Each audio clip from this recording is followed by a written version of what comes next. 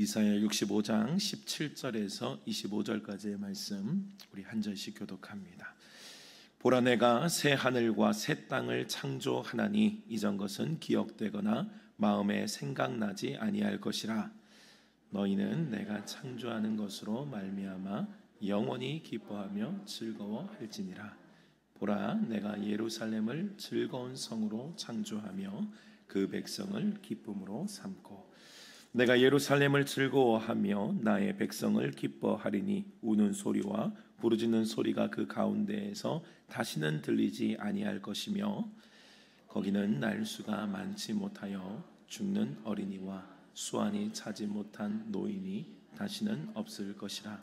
곧 백세에 죽는 자를 젊은이라 하겠고 백세가 못되어 죽는 자는 저주 받은 자이리라. 그들이 가옥을 건축하고 그 안에 살겠고 포도나무를 심고 열매를 먹을 것이며, 그들이 건축한 데에 타인이 살지 아니할 것이며 그들이 심은 것을 타인이 먹지 아니하리니, 이는 내 백성의 수완이 나무의 수완과 같겠고 내가 택한 자가 그 손으로 일한 것을 길이 누릴 것이며, 그들의 수고가 헛되지 않겠고 그들이 생산한 것이 재난을 당하지 아니하리니, 그들은 여호와의 복된 자의 자손이요 그들의 후손도 그들과 같을 것임이라. 그들이 부르기 전에 내가 응답하겠고 그들의 말을 마치기 전에 내가 들을 것이며. 함께 읽습니다.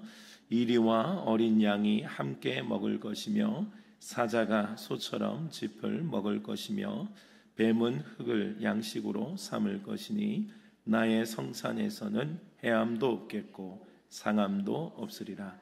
여호와의 말씀하시니라. 아멘.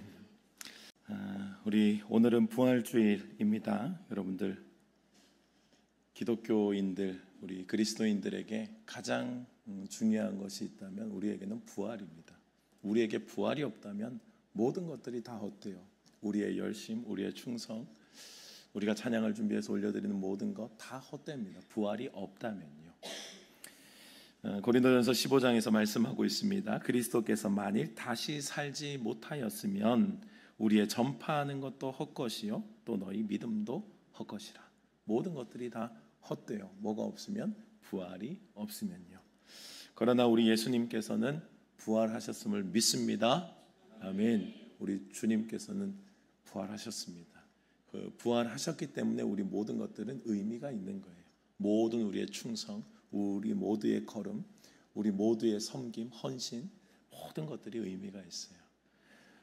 믿는 자는 주님과 함께 부활할 것이고 믿는 자는 주님과 함께 영원히 살 것이기 때문에 이게 의미가 있는 거예요.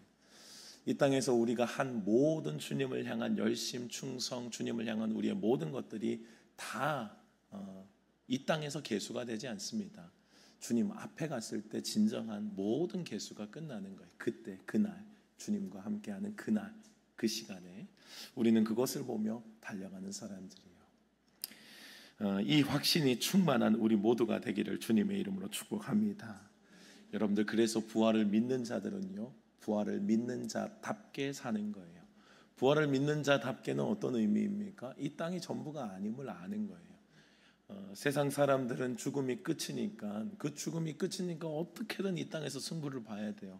어떻게든 이 땅에서 이 70, 80 평생에 어떻게든 내가 잘 살아야 되고요. 사람들이 볼 때 너 참 잘 살았다는 칭찬도 받아야 되고, 이루어 놓은 것도 있어야 되고, 물려줄 것도 있어야 되고, 모든 것들이 이 땅에서 승부를 봐야 되니까 우리가 거기에 전력 질주를 세상 사람들처럼 해야 된다고요.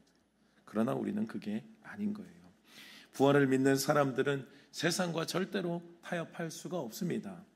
세상이 크냐 부활의 주님이 크냐, 이 질문은 너무도 말이 안 되는 질문이죠. 세상이 더 크냐 부활의 주님이 더 크냐, 이건 뭐 말도 안 되는 이야기.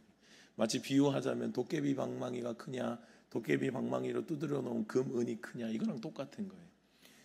도깨비 방망이로 금 나와라 뚝딱, 은 나와라 뚝딱, 물론 이제 동화의 이야기이긴 합니다만, 그렇게 해서 막 여기에 은금을 쌓아두요. 그리고 이쪽에는 초라한 도깨비 방망이 한 개를 놔둡니다. 여러분들 뭐 선택하시겠어요? 지혜 있는 자는 안다고요. 도깨비 방망이를 두드리면 이게 다 나온다는 거, 다 포함되어 있잖아요. 예수님을 선택하는 게 이 비유가 적절한지 모르겠지만 예수님을 우리가 선택하는 것이 그러합니다. 세상의 것과 비교할 수가 없어요. 영원과 이 짧은 이 땅을 어떻게 우리가 비교하겠습니까? 주님 선택하면 거기 안에 다 있고 영생을 사는데요. 세상이 크냐 부활의 주님이 크냐 이건 비교가 안 돼요. 부활의 주님이 훨씬 더 큰 것입니다. 세상에 어떠한 것을 가져다 줘도요, 여러분들이 이 예수 그리스도를 빼앗기면 안 돼요. 이 부활의 주님과 바꿀 수는 없다고요. 예수님께서 마귀에게 시험을 받으신 게 뭐예요? 이 돌들을 떡덩이로 만들어놨잖아요. 그러니까 이게 뭐예요? 주님이 하셨던 것의 대답이, 주님이 그 마귀에게 하셨던 대답의 답이 있어요. 사람이 떡으로만 살 것이 아니라 하나님의 말씀으로 살아야 합니다. 이 말씀이 무엇입니까? 뭐가 더 크냐예요. 뭐가 더 크냐? 주님의 말씀이 훨씬 더 큰 거예요. 떡을 먹는 것보다, 내가 지금 잠깐 배를 채우는 것보다, 이 땅의 부귀 영화를 누리는 것보다 주님의 말씀을 선택하고 영생을 선택하는 것이 훨씬 더 크다라고 주님께서 가르쳐 주셨다고요. 세상은 언제나 이런 시험들이 우리에게 가득합니다. 그거 선택하라고, 세상 뭐 이거 좋지 않냐고, 이거 한번 선택해 보지 않을래? 계속해서 우리에게 유혹하는 거예요. 옛날 찬양 중에서 부럽지 않네라고 하는 찬양이 있습니다. 여러분들 아마 오래 신앙생활을 하신 분들은 좀 기억을 하실 거예요. 약간 이거는 이제 옛날 할머니 목소리를 좀 불러야 좀 맛이 살거든요. 제가 사실 살릴 수 있을지 모르겠는데 이런 가사입니다. 세상 사람 날 부러워 아니하여도 나도 역시 세상 사람 부럽지 않네. 하나님의 크신 은혜 생각할 때에 할렐루야 찬송이 저절로 나네. 세상 사람 날 부러워 아니하여도 나도 역시 부귀 영화 부럽지 않네. 예수님의 신부 될 것 생각할 때에 할렐루야 찬송이 저절로 나네. 세상 사람 날 부러워 아니하여도 하늘나라 천군 천사 날 부러워해. 영원토록 누릴 영화 생각할 때에 할렐루야 찬송이 저절로 나네. 아멘이시죠? 아멘. 네, 믿음의 사람들은 여러분들 세상 사람 하나도 부럽지가 않았어요. 물론 세상도 우리를 부러워하지 않겠지만 우리도 세상 하나도 부럽지 않았습니다. 왜냐하면 그 부활의 영광을 늘 바라보며 살았거든요. 신부될 것을 확신하며 세상의 것 부러워하지 않았고요. 오히려 하늘의 천군 천사가 나를 부러워할 거라는 걸 확신했거든요. 하늘의 천군 천사가 우리를 부러워합니다. 왜요? 그들은 심부름꾼이라고요. 그들은 존재 자체가 하나님의 심부름꾼이라서 우리와 신분 자체가 달라요. 우리는 하나님의 자녀라고요. 하나님의 자녀는 뭐예요? 상속자입니다. 하나님의 모든 것들이 나의 것이라고요. 그것을 누리는 나와 천군 천사가 어떻게 비교가 되겠어요? 그래서 천군 천사도 우리를 부러워할 거라는 거예요. 이 믿음이 우리에게 충만했다고요. 세상에 어떤 것을 가져다 줘도요, 여러분들 주님이 주실 영원한 생명과는 이거는 뭐 비교 자체가 되지가 않는 거예요. 여러분들 지금 그리스도인들이 자꾸 믿음을 타협하고 세상에 기웃기웃거리고 세상에 좋은 것들 부러워하는 이유가 뭘까요? 이 부활에 대한 믿음이 분명치가 않아요. 이 부활 믿음이 확실하지가 않다고요. 사실은 그것은 구원의 문제부터 다시 점검을 해봐야 됩니다. 내가 정말 구원받은 하나님의 사람이 맞는가? 구원받은 사람은요, 여러분 절대로 흔들리지 않아요. 확신이 충만합니다. 그런데 교회 안에서도요, 여러분들 이 구원의 확신이 없는 자들이 너무너무 많아요. 너무너무. 그래서 우리 다음 세대들에게도 제가 사역자들에게 늘 부탁하는 것은 다음 세대 때 이미 끝냈으면 좋겠다라고 제가 늘 부탁을 드려요. 다음 세대 때 뭘 좀 모르고 그냥 뭐 믿으라고 하면 그래도 맞는가 싶어서 그냥 좀 순진할 그때에, 머리 좀 덜 굴릴 때에, 사실 뭐 아동부 전이거든요. 사실 뭐 아동부도 조금 이제 고학년 되면 이제 머리 굴리기 시작해요. 그게 말이 되나 안 되나, 우리 학교에선 진화론을 배우는데 그럼 이건 어떻게 된가, 그때부터 또 머리 굴리기 시작해요. 그러니까 조금 이제 순진할 때 그냥 말씀을 말씀대로 그런가 하고 받을 때, 그때 이미 끝내버려야 돼요. 사실 그때 믿음이 끝내야 신앙생활이 조금 수월해집니다.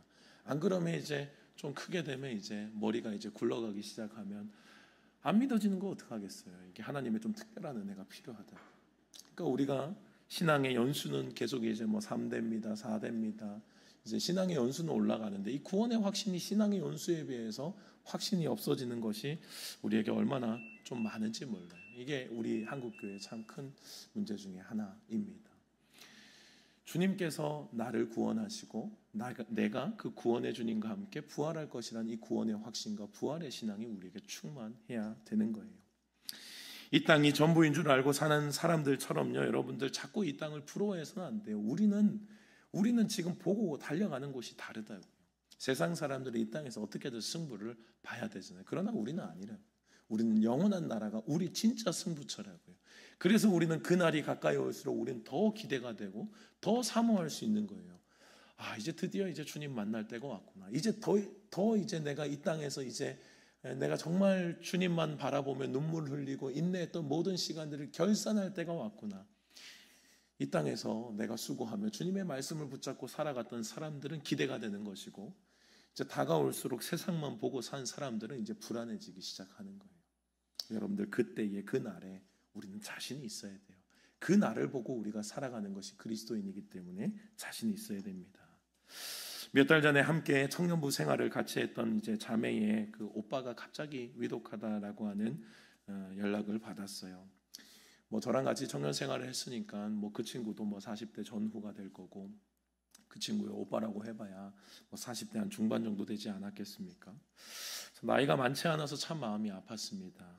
근데 어쨌든 마지막 인생을 정리하면서 그래도 결국은 예수님을 받아들이셨고 예수님을 믿고 또 하늘나라를 가셨어요. 장례식장에 가서 위로하고 함께 이야기를 하면서 제가 그런 이야기를 했습니다. 그래도 결론이 천국이어서 참 다행이다. 여러분들, 세상 사람들이 들으면 우리의 대화를 이해할 수가 없죠. 젊은 나이에 처자식 두고 떠나는 것이 뭐가 다행이라고 하는지 따지면 물을 수가 있을 겁니다. 비록 젊은 나이에 돌아가신 것 참 안타깝기도 합니다. 마음이 아픈 것도 사실이에요. 그러나 결론적으로 예수님을 알고 부활에 동참했으면 그 인생은 정말 성공한 인생이에요.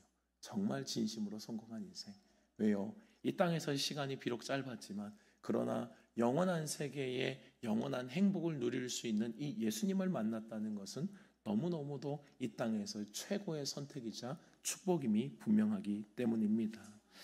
여러분들이 이 세상의 것 아무리 움켜줘도요, 내 인생 70년, 80년도 보장을 못합니다.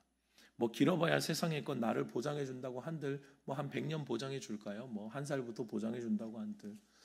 그런데 여러분, 그 이상은 나를 보존해 주지 못하는 거예요. 세상의 것 아무리 화려하고 해도 빈손으로 왔다가 빈손으로 가는 것이 우리의 인생입니다. 그러니 부활하신 주님만이 우리의 소망이 되어야 하고 우리가 그 주님만이 소망임을 믿고 살아가는 거예요. 우리는 당장 내일도 무슨 일이 일어날지 모릅니다. 사실은 우리가 모두가 길든 짧든 시간이 뭐 길 수도 있고 짧을 수도 있어요. 뭐 어린아이에게 뭐 벌써 죽음을 이야기하는 사람은 아무도 없어요. 그러나 우리는 다 알고 있다고요. 사실은 우리의 종착지는 그쪽을 향해 가는 거예요, 여러분. 지금 이제 얼마나 남았는지 우리가 알 수 없지만 우리 모두가 가는 길은 사실 그 죽음을 향해서 가는 것은 우리가 부인할 수 없는 사실이라고요. 길 수도 있고 짧을 수도 있지만 우리 모두의 그 방향은 똑같아요. 그러나 세상 사람들과 다른 우리들의 분명한 목적지는 어디입니까? 죽음 너머를 우리는 본다고요. 죽음 너머. 그 이유를 우리가 보면서 그것을 믿고 우리가 살아가기 때문에 우리는 부활을 붙잡고 살아가는 인생이 최고의 축복이요, 최고의 주님 앞에 은혜 받은 인생인 줄로 믿습니다. 이 부활이 없다면 여러분, 인생은 너무도 허전한 것이, 너무도 허무한 것이라고요. 부활을 붙잡고 사는 사람들은 그래서 세상 앞에 당당합니다. 세상에서 뭐 크게 인정받을 것도 없고요.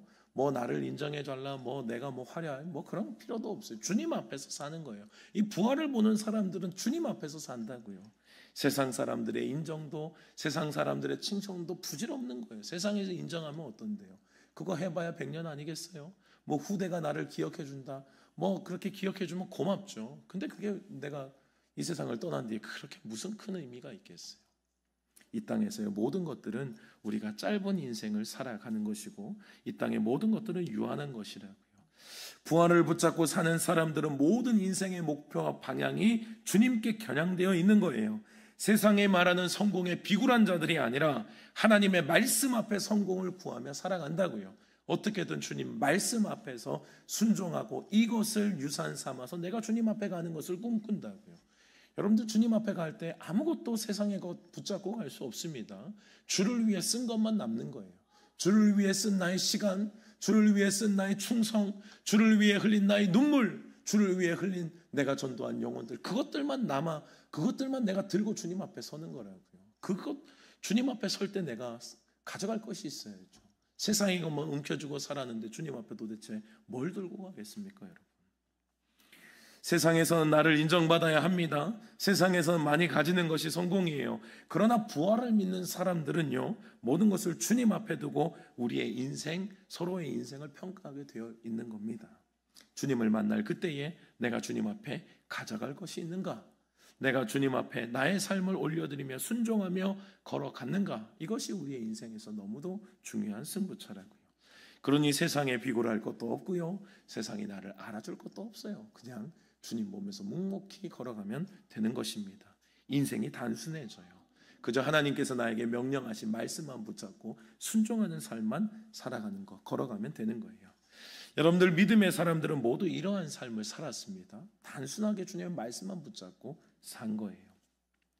믿음의 사람들은 부활의 주님을 경험한 후에는 세상이 아니라 하나님만 향해서 사는 거예요. 진짜 주님을 만났다면, 진짜 부활이 나에게 확신하다면 그 부활을 바라보면서 사는 거라고요. 그래서 인생이 다른 거예요. 19세기에서 20세기에 활동하셨던 스미스 위글스워스라고 하는 목사님이 계십니다.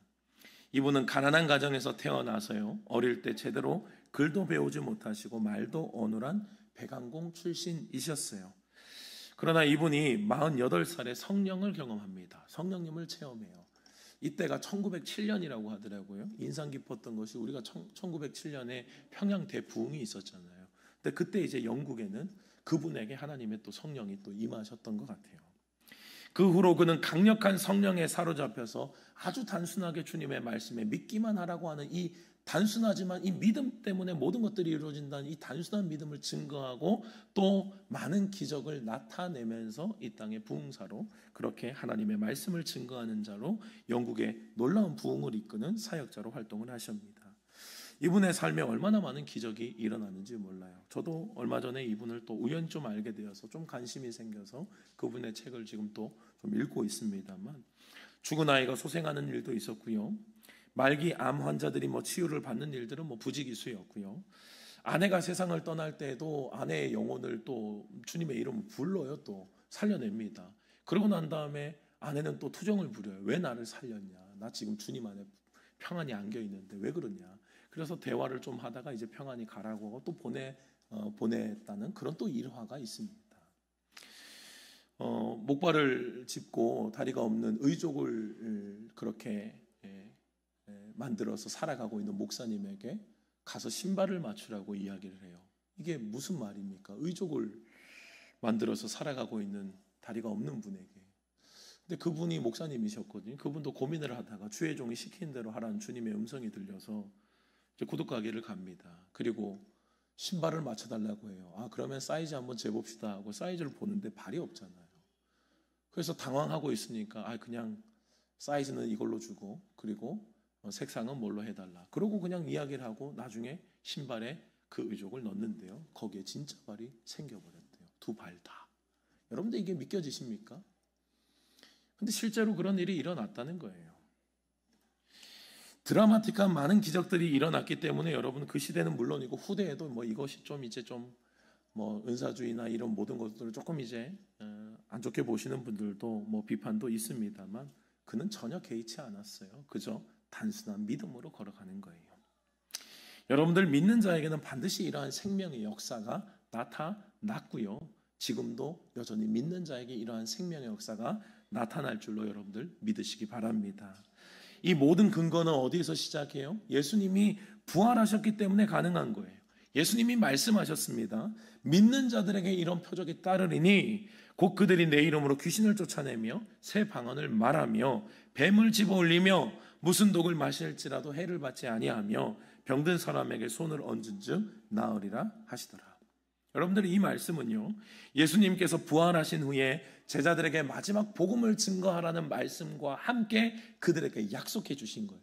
믿는 자들에게 반드시 이런 표적이 따를 것이다. 너희는 믿기만 하라는 거예요. 여러분들 이 말씀, 예수 그리스도의 이름에 왜 이런 능력과 역사가 나타날 것이라고 말씀하셨습니까? 예수님 부활하셨기 때문이에요. 예수님이 부활하셨기 때문에 부활하신 예수님의 이름에는 그 능력이 있다고요. 예수 그리스도의 이름으로 이런 역사, 생명의 역사가 일어나겠대요. 성령님의 이름, 하나님의 이름이 아니라 예수 그리스도의 이름으로 나타나겠다고 했어요. 왜요? 그분이 죽음을 생명으로 바꾸셨거든요. 그분이 부활하셨기 때문에 예수 그리스도 이름에는 저주와 절망과 모든 어두움들이 그 이름 앞에 떠나가는 거예요. 예수 그리스도께서 십자가에서 부활하심으로 그 놀라운 생명의 역사를 이루셨기 때문입니다. 부활의 믿음 안에 이러한 생명의 역사가 있음을 여러분들 믿으시기 바랍니다. 믿는 자들에게 이런 역사가 일어나고요. 에이 설마, 에이 나에게서 그러면 뭐 여러분들 안 나타나요. 걱정하지 않으셔도 돼요. 믿는 자들에게 나타난대요. 정말 믿으면, 단순하게 정말 믿으면 주님께 그런 역사가, 주님께서 그런 역사를 일으키실 것이라고 말씀하시는 거예요. 부활의 믿음 안에 이러한 생명의 역사가 있는 것입니다.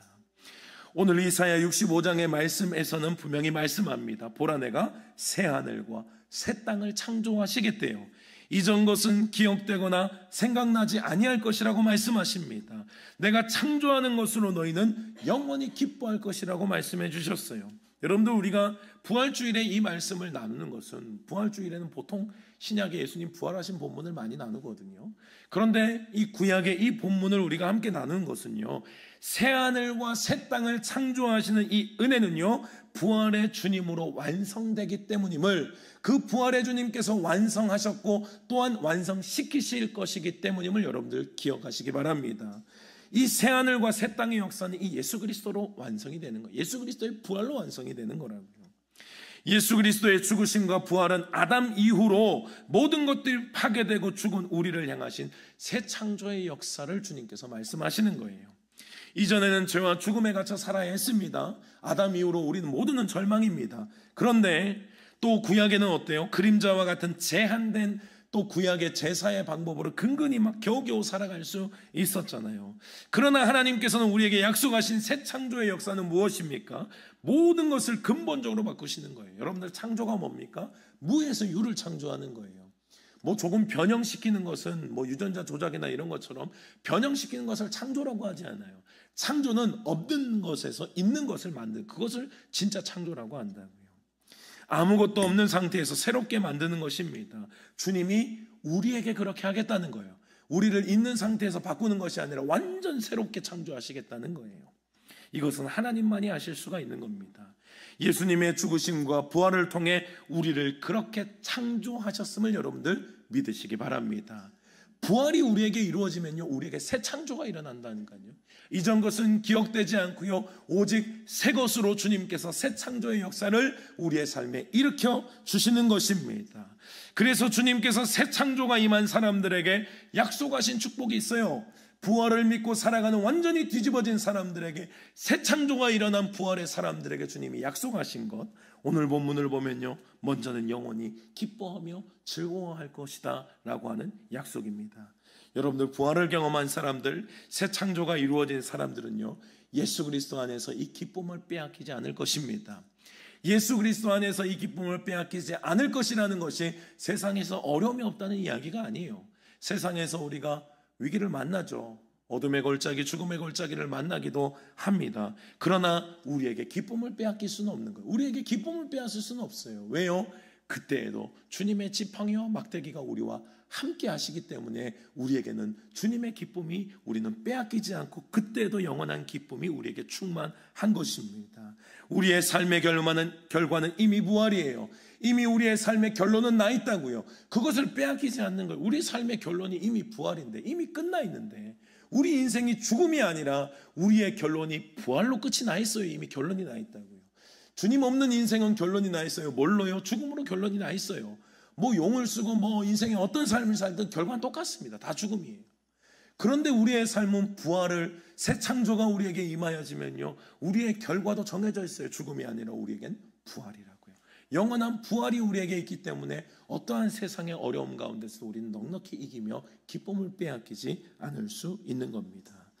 두 번째로요, 새 창조가 임한 사람들에게는 영원히 사는 은혜가 있습니다. 오늘 본문에 새하늘과 새 땅에 이러한 역사가 있을 것이다 라고 이야기를 하면서 백사를 기준으로 삼아서 이제 이야기를 하거든요. 20절의 말씀을 보면 거기는 날수가 많지 못하여 죽는 어린이와 수완이 차지 못한 노인이 다시는 없을 것이라. 곧 백세에 죽는 자를 젊은이라 하겠고 백세가 못되어 죽는 자는 저주받은 자이리라 라고 말씀을 합니다. 기준을 100살로 기준을 삼아요. 그런데 이 기준이 인간적인 나이 100살을 이야기하는 것이 당연히 아닙니다. 100살을 살고 100살 전에 죽으면 젊은이고 뭐 이런 이야기가 아니라 우리에게 말씀하신 게 뭐예요? 새하늘과 새 땅의 새 창조의 역사가 일어나면 우리는 영원히 살겠다는 거예요. 주님과 함께 영원히 사는 은혜를 우리에게 허락해 주셨습니다. 하나님과 함께 영원한 천국에서 우리는 영원히 살게 될 것입니다. 주님의 분명한 약속이에요. 주님의 부활을 믿고 새 창조가 일어나면요, 여러분들 우리는 결과가 정해져 있어요. 영원히 사는 거예요. 그것 때문에 우리는 세상에 어떤 것도 두렵지 않은 것입니다. 또한 새 창조의 사람들은요, 오늘 본문을 보면 하나님의 축복을 누리며 살아간대요. 23절의 말씀을 보면요, 그들의 수고가 헛되지 않겠고 그들이 생산한 것이 재난을 당하지 않겠대요. 그들은 여호와의 복된 자손이요 그들의 후손도 그와 같을 것이래요. 여러분들, 하나님 우리에게 반드시 복을 주십니다. 우리의 살아가는 모든 삶의 자리에서도 여러분 복을 주십니다. 여러분들 이 복을 많이 누리셔야 돼요. 하나님의 복을 많이 누리셔야 됩니다. 그리고 여러분들 최고의 축복은 무엇입니까? 우리가 받는 복도 진짜 축복이지만 부모님들의 모든 최고의 축복은요, 여러분 자녀의 축복이에요. 이건 뭐 부인할 수가 없어요. 우리의 가장 기쁨이 있다면 내가 잘 되는 것도 기쁘지만 사실은 자녀가 잘 되는 것이 제일 기쁘다고요. 주님은 그 약속을 해주셨어요. 후대의 약속을 해주시는 거예요. 너의 후손이 복을 받을 것이다. 우리에게만 복을 주실 뿐 아니라 우리의 자녀들까지도 내가 주님을 사랑하고 내가 주님을 향해 걸어가며 헌신하고 그렇게 주님을 사랑하며 부활의 삶을 살아갈 때 주님은 나의 자녀를 책임지시겠다라고 약속해 주셨어요. 자녀들에게 복을 주시겠대요. 여러분들이 십계명을 말씀하면서 주님께서 우상 숭배에 대해서 뭐라고 말씀하세요? 나의 계명을 지키지 않는 자, 우상 숭배하는 자에게 3, 4대까지 망하게 하시겠다라고 주님 말씀하시잖아요. 여러분들 여기서 3, 4대를 망하게 하시겠다는 것에 포커스를 자꾸 맞추면 안 돼요. 주님의 진짜 마음이 그 뒤에 드러나요. 그러나 나의 계명을 지키고 나를 따르고 나의 계명을 지키는 자에게는 주님이 1000대까지 복을 베푸시겠다라고 말씀하셨어요. 여러분들, 그러니까 주님께서는 그거 절대로 하지 말아라. 1000대 복을 받아라는 것이 핵심이지 3, 4대 내가 절대 망하게 할 거야. 이게 주님의 핵심이 아니에요. 이 주님의 마음을 잘 아셔야 된다. 나를 사랑하고 내 계명을 지키는 자에게 주님이 약속하신 1000대의 복이 있음을 여러분들 기억하셔야 합니다. 때로는 고난과 어려움의 때가 여러분들 있지요. 그러나 하나님의 자녀는 망하는 법은 없어요. 하나님의 자녀가 뭐 광야 생활을 할 때도 있죠. 여러분, 광야 생활이 필요합니다. 여러분들의 아이들이 온실 속에서 화초처럼 자라면 어떡하겠어요?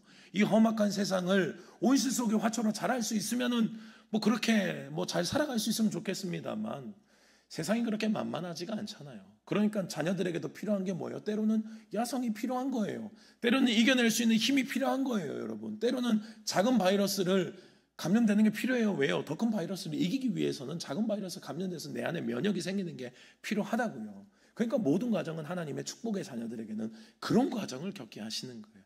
단단하게 하시고 그 안에서 세상에 어떻게 나아가도 무너지지 않도록 믿음과 분명한 하나님의 은혜를 부어주시고 나를 단련하시는 과정은 있지만 결과는 분명하다고요. 하나님의 자녀, 하나님이 축복하시는 자는 절대로 망하지 않아요. 하나님이 반드시 부활을 경험하고 누리는 가정과 가문에 이러한 축복을 주실 줄로 확신합니다. 또한 새 창조의 사람들은 기도의 응답을 약속하세요. 오늘 본문의 말씀을 보십시오. 그들이 부르기 전에 응답하겠대요. 와, 놀라운 축복입니다. 주님이 이미 그들의 필요한 것들, 그들의 신음, 그들의 눈물, 주님이 이미 알고 계신다는 거예요. 그들이 부르기 전에 내가 응답하겠고 그들의 말이 마치기 전에 내가 들을 것이라고 주님 말씀하시는 거예요. 여러분들, 놀라운 축복입니다. 부활을 경험하고 주님의 부활을 바라보며 살아가는 사람들에게 주님이 주시는 축복, 주님이 물론 기도해도 들으시죠. 그런데 기도하기 전에 내가 이미 알겠다는 거예요. 기도하기도 전에, 입을 떼기도 전에, 입에 말이 다 마치기도 전에 주님이 이미 눈치채시겠다는 거예요. 그러니 여러분, 우리가 주님 안에 있으면요, 여러분, 자녀들이 말해서 내가 알고 부모가 채워주는 것도 있죠, 여러분. 그러나 부모가 보면 알잖아요. 부모가 보면 안다고요. 말하지 않아도 지금 저 자녀에게 지금 저 환경에서 뭐가 필요한지 부모도 안다고요. 하나님 모르시겠어요, 여러분?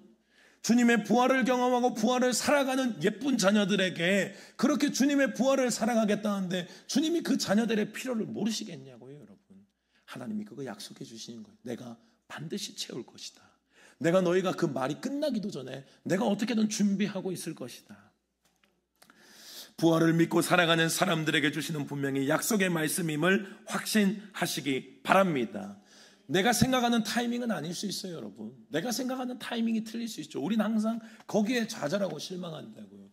나는 지금 이때 주님이 필요해요. 이때 주님께서 나타나셨으면 좋겠고, 이때 막 확 나에게 막 우리 자녀들에게 확 역사하셨으면 좋겠어요.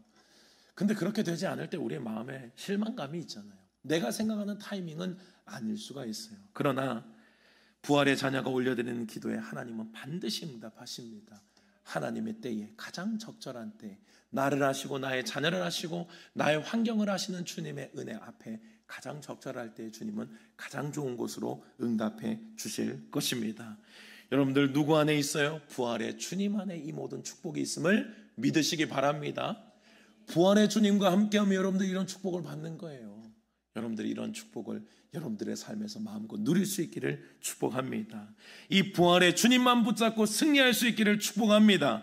부활의 주님을 붙잡고 나의 삶의 진정한 새 창조가 여러분들의 삶의 가정의 환경의 자녀들의 모든 여러분들의 살아가는 현장에 충만하시기를 주님의 이름으로 축복합니다.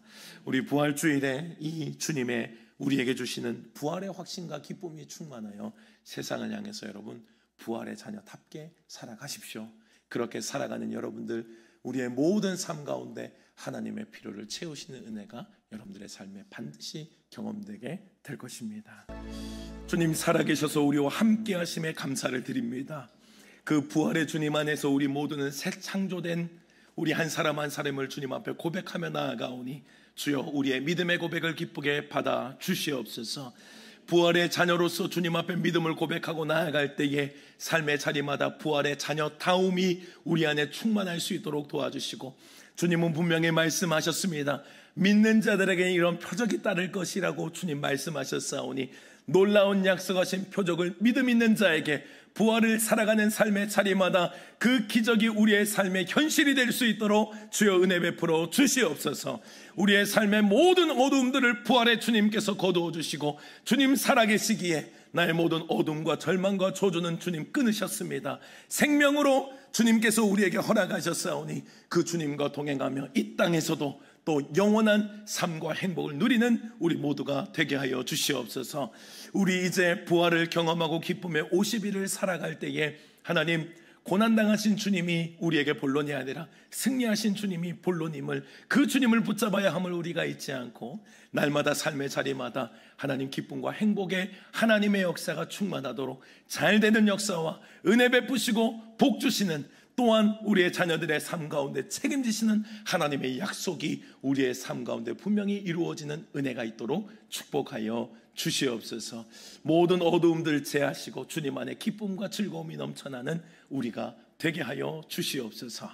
지금은 우리 주 예수 그리스도의 은혜와 하나님의 크신 사랑하심과 성령의 교통하심이 오늘도 우리 모두에게 새 창조를 허락하신 주님을 믿고 새 하늘과 새 땅을 기대하고 소망하며, 또한 우리가 살아가는 삶의 자리가 그러한 하늘의 역사가 일어나기를 소망하며 부활의 주님 붙잡고 나아가기를 다짐하는 이 자리에 모인 모든 주의 사랑하는 성도님들 머리머리 위에, 가정과 직장과 자녀들 위에 주님께서 피로 갚주시고 세우신 세종교회 위에 이제로부터 영원토록 함께 하시기를 간절히 축원하옵나이다.